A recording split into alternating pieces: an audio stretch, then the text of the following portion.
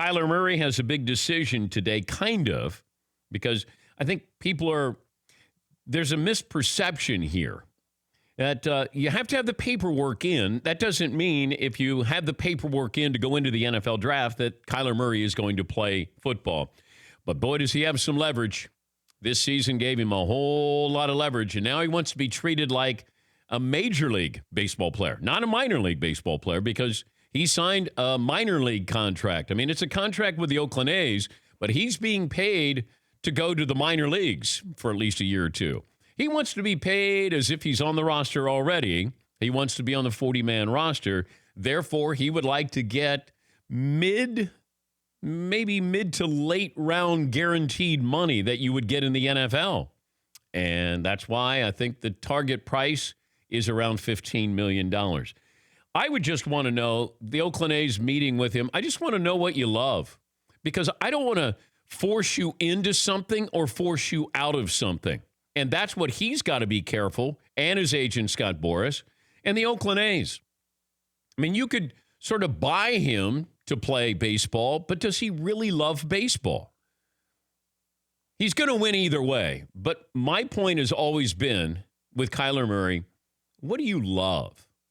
Because you have to love it. You can get paid, you can get a paycheck every 2 weeks, but you still have to love it.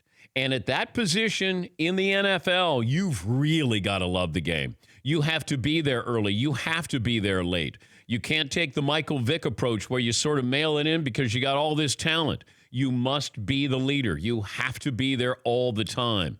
Before everybody, after everybody. You must love it.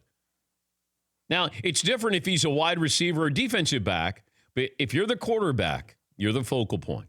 And do you want to play baseball? Do you want to play baseball with Oakland? So he's got a decision to make today if he's going to file the paperwork. But it feels like you're going to file the papers here because that helps the negotiations here. He still has leverage, but Kyler Murray, the NFL decision today, turning in his paperwork to make him eligible for the draft. Yes, McLovin. If he files his paperwork today, I think, and he says, I'm going to go play baseball anyway, then someone's going to nab him late and hold his rights, like Drew Henson. So it's a big deal, I think, if he declares for this.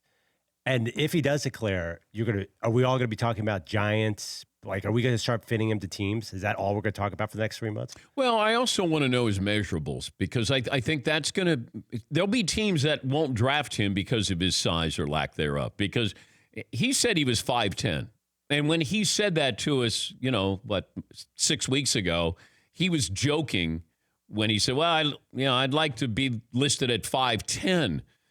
If he's 5'9", I think that's going to – he'd be the shortest quarterback drafted. I mean, Doug Flutie was 5'10", but if you're going to have Kyler Murray in a first-round pick, plus you have to have your team that's sort of geared towards his talents, and you can't do that overnight. Michael Irvin was with us, and remember when he was saying, hey, I would take Dak Prescott over Patrick Mahomes. And I go, you're crazy. He goes, Dak could do the same thing that Patrick Mahomes is doing. So if he could do that, then why not change your offense? And he says, well, the Cowboys have run this same kind of offense for decades. Well, that doesn't seem smart. If I got a Patrick Mahomes, but I'm going to limit what he does and how he does it, then I'm not being very smart and taking advantage of the talent that I have on the field. The Chiefs already had a system with Andy Reid that allowed Patrick Mahomes to extend the system, to open the system a little bit more. Therefore, there weren't 15-yard passes. They were 30-yard passes because you had a quarterback who could make those plays. If you're bringing in Kyler Murray, I have to have an offense that's ready for him to succeed in. And that'll be a challenge as well.